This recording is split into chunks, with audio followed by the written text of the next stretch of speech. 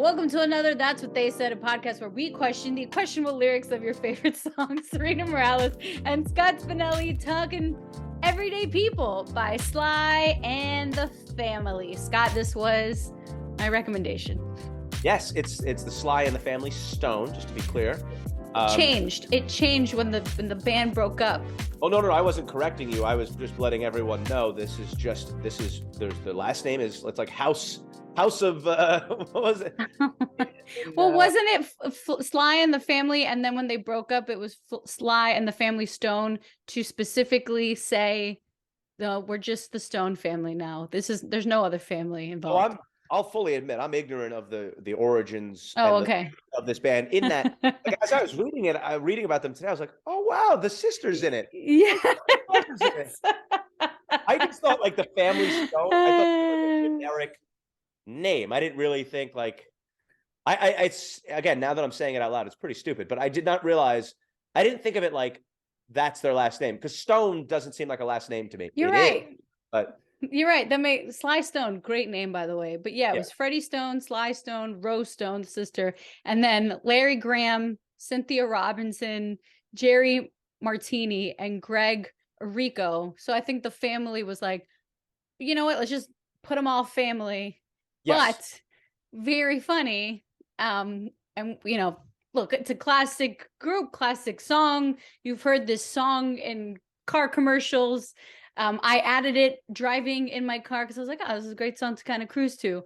But ironically enough, in 1975, due to like drug problems and interpersonal clashes, because this group wasn't interracial, it was actually the first major American rock group to have a racially integrated male-female lineup, like a male-female group, black and white people, and they broke up because they were arguing. And the song is about peace. A group about harmony couldn't make it. So that shows you what faith we should have in it.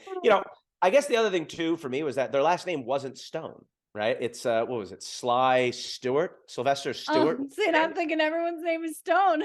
So like that's another thing. So like it didn't really feel like, I'm sure the rest of them weren't actually Freddie Stone's real name. He was Freddie Stone. Okay. So maybe I'm sure we could have looked this up, but maybe is Wikipedia is giving me some back and forth here, because it does say Sylvester Stewart is his name. Oh. Okay? But then it says his brother, and his brother's name is Freddie Stone. Born Frederick Jerome Stewart. All right, there it is. Oh, okay. That's it. Okay. Thanks for clarifying. Their stage names were Stone, though. Got it. Woo! All right. Well, we just started. This is only going to get better. Yes. I shared my Denver Nug early on, that I just found it to be hilarious that this was, one of the first racially integrated bands, and then they fell apart because they had clashes within the band. Yeah, I love that. What? That's a great note. That's a great nugget. Yeah, I mean, my Denver Nugs, let's see. I've got, obvious ones. Number 5 song of 1969 by Billboard. Mm-hmm. I did not realize that the phrase different strokes for different folks was like popular around that time. And then they used it in the song, and sort of like it obviously just cemented how popular it was. And then that is where, I knew that is where the show Different Strokes got its name from. I didn't know that. Different strokes, different folks. I've never, no one ever says different strokes unless they're using that phrase. Yeah, you're right. Swim instructors do, but that's it. No one else. That's pretty stupid, I know. Oh, no, for all the swim instructors that are listening, like, thank you for thinking of me. We do have a big swim instructor section of our audience, so right now they're splashing around very happy. The Toyota, it was in the 90s, if you remember those commercials. And then the other thing I would say is, if you're familiar at all with this song, which you should be if you have ears, the sample, a lot has been sampled and covered a lot, but perhaps my favorite is the Arrested Development song, People Every Day. Great song. Love that song. Just basically a rap. Imagine, this, if you haven't heard it, it's a rap version of this song. It's fantastic. fantastic. That's great. Banana stands. This song was released in November of 1968, so it's been a minute. But yes, it was #1 on the Billboard for 4 weeks, aka a month. Yes, that's what those groupings of time are generally called. Yeah. And Rolling Stone ranked it 145 on their list of 500 greatest songs of all time. Yes, that I saw. Have I mentioned this, that I've been going through the Rolling Stones top Yes. albums list? Where So are you at now? I'm in the Did you just- 360s. Okay. I'm in the 360s, but I'm doing the albums, not the songs. When I'm done, I am going to do the songs because I think that's actually an interest. I mean, listen, what's the difference between 145 and 146? That's Maybe that crazy. should be our next podcast when we We're run going to do out 500 episodes. But yeah, I just think it'll be interesting to see like what else is around it. But either way, yeah, 145. I mean, listen, it is a song that is pretty enduring, and it gets to its point. It's in and out, and it's catchy as hell. It is. You just want to do this, I feel, when I listen to this song. And we'll get to a part where like the reason that I added this song is because of one very specific lyric. I'm sure you know that lyric, but let's go from the top. Well, I so from the top, I have to say, yes, the lyric "Sometimes I'm right and I can be wrong" is maybe the most generic song opening of all time. I mean, I get sometimes I turn left and sometimes I turn right. Like I get, I just stand. Yeah, it's like I get it. I get what they're going for. Totally.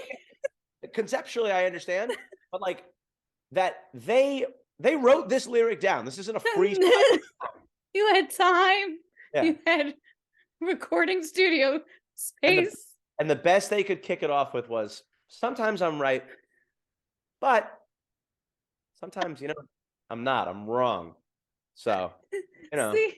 it's like, I don't know. It sounds like a children's book. Really. And also, yeah, sometimes I'm right. A lot of this song goes back to like belonging, like how like groups don't matter, right? There's a way deeper meaning to the lyrics, but they're so simplified that you're. Oh my God. But also, but to that point, there's a deeper meaning, but like this isn't really most of the song, right? Yeah, they're not actually talking about people who are yellow or red. But that would be a different country or a different planet. In this case, though, like people aren't grouped by being right and wrong. They are grouped by how they look. If they're thin, fat, short, tall, rich, or all that stuff. Those are things that would be nice to get rid of as far as groupings. Most people are not like, "Oh no, you're one of those people that's always right." I do know those people though. Yes, they think so. Yeah, fair point. I actually wrote that might be the first time that I heard someone admit they're wrong in the first lyric of a song. Though. I was like, "Oh, I'm not just get this out here. Could be wrong." and then just go on, pretend like it never happened, but at least I said sorry like this. And in the next lyric, the butcher, the baker, the drummer, and then. But to me, he just I was expecting. So two thoughts. One, I was expecting him to continue or finish the list, which he just. And I was like, "Oh, who else?" He doesn't do that. That's all there is. He just sort of. That's how English works. You gotta finish the sentence, bro. He just goes on with the rest of his point. And then the other one was, first, when this came out, how many people, or let me rephrase, when you first listened to this, whoever you are, how many people first thought that the third person listed was going to be the candlestick maker? That's what I thought. The butcher, the baker, the candlestick. He's just listing professions. Yes. I was actually impressed because I was like, you know what? At least none of you listen to this song right now in 2023. These jobs are not technically outdated. Like there's still a butcher that exists. Yes. There is still a banker. Those still exist, but we'll see. And then I think it's a baker, isn't it? Or is it a banker? Oh, I had banker, but maybe it's still exists. Well, one way or the other. I'm not going to go back and correct this. Let's put it this way.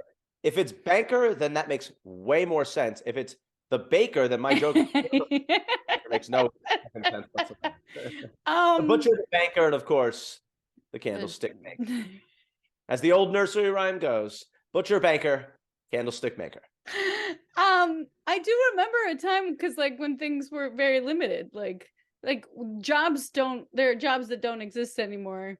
Like Yes. remember when we had to do takeout and you had two choices? It was like pizza or Chinese food, and it Yeah. depended on what flyer you got under your like I was Oh, yeah. thinking, I'm like, man, like some jobs don't really exist anymore. Now you can like order anything. I don't know. The world changed for me. Yeah, but kudos to them for still keeping it relevant for sure. Think that's why they didn't add the candlestick made. They were like, we gotta keep this. We don't Yeah. know how long that guy's job's gonna last. How many people are making candles? Candles. Yankee Candle came through and they were like, see you later. Um Got okay. another? I mean, I got another. You want to go first? Give me another one. What do you got? Well, I go to different strokes for different folks and so on and so on and Yeah. Scooby Dooby Dooby. Yeah. Yeah.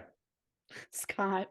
I mean, it's it's such a beautiful there's like a poetic sort of flow to this song, and then they just again it's like the lyric, and then they just dot dot dot, they lose steam. Where This in song. the world did you get Scooby Dooby? I was listening to this song when I added it on our list, and I was like, so on and so on, Scooby Dooby Doo. What the hell did I just sing? Yes. Yeah. Where did that come from?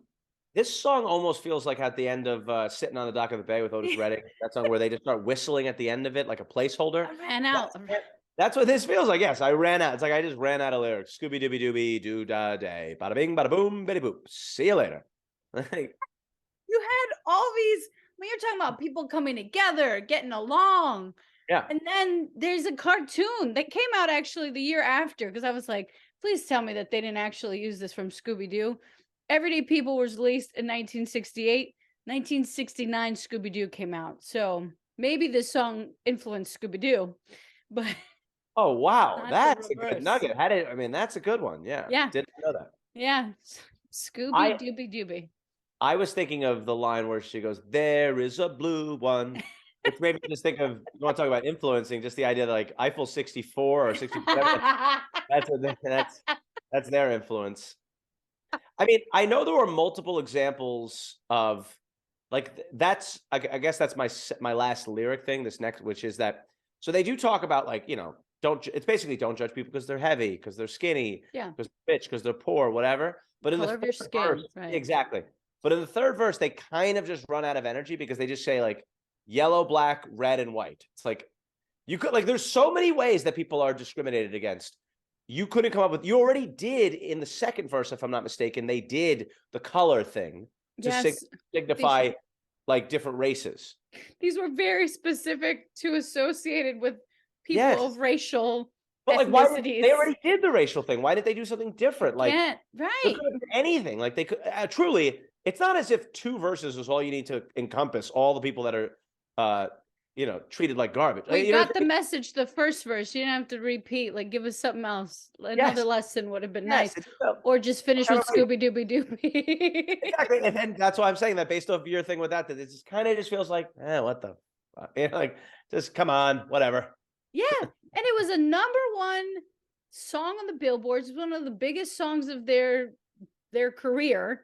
It is kind of wild that this song is so highly regarded, and somehow you break down the lyrics and you're like, yeah, I feel like you're missing. It's like you didn't finish. You know what it needs? It needs another like pass through, another edit by somebody. Yeah, someone needed to okay, just. This is a good. Yeah, it's like a rough draft of a song, and it needs like the full real draft. And the thing for me is that, I don't know how this works directly for this song, but I know like with Wayne's World and that Queen song, Bohemian Rhapsody. Yes. Right, like this song being in the Toyota commercial in the 90s had to have given it another huge bump. I mean, it was obviously already a very big song, but just like Bohemian Rhapsody was, but that gives it another round of life. And then I would imagine that's what sort of like you were saying, like it's still a thing. Like I would imagine that helps, People still know the song, but do people really know that they use Scooby Dooby Dooby in and like three? Do that. It's like, yeah, it's so and so on and so on. Like that was and so on and so on and Scooby Dooby Dooby. It's got a very nursery rhyme feel to it, right? Like, Yes. I don't know. I mean, if I was taking drugs, I'd be like, yeah, yeah, but in peace. fairness, that's how drugs work. You can do that with every song. Yeah. It sounds like goo goo gaga, like a Yeah. little bit. Yeah. If Oh we've no, they're talking about, racial issues and peace and love. That's what my kid's talking about. if we've learned anything from doing this pod, right? Yep. It is that if you want a truly hit record, you need a couple things. You need gibberish. Right? You need gibberish. You need a song that sounds happy but is about something serious. Yes. That's like, and if you can successfully mask the serious with the fun, Yep. you got yourself a hit. Next week's song is a insane example of that. Yes, it is. More goo goo gaga on the way. That wraps us for another That's What They Said. Catch us on YouTube. We'll catch you on another time.